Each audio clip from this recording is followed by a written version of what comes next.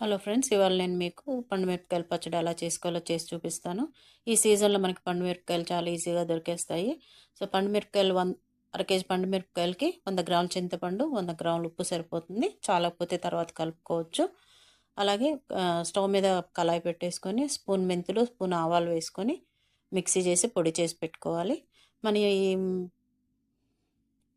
Cut చేసుకుని పెట్టుకున్న పండు మిరపకాయలని చింతపండు, పసుపు అలాగే ఉప్పు వేసి కొద్ది కొద్దిగా వేసుకొని మనం మిక్సీ పట్టుకోవాలి.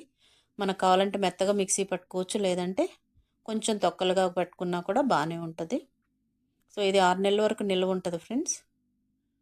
మనం కొద్ది కొద్దిగా తీసుకొని తాలింపు పెట్టుకోవచ్చు, లేదా అంతా ఒక్కసారి కూడా మనం తాలింపు పెట్టుకోవచ్చు. మీకు నచ్చినట్లయితే నా ఛానల్కి సబ్స్క్రైబ్ చేసి బెల్ బటన్ ప్రెస్ చేయండి ఫ్రెండ్స్. లైక్ చేయండి, షేర్ చేయండి, కామెంట్ చేయండి. అలాగే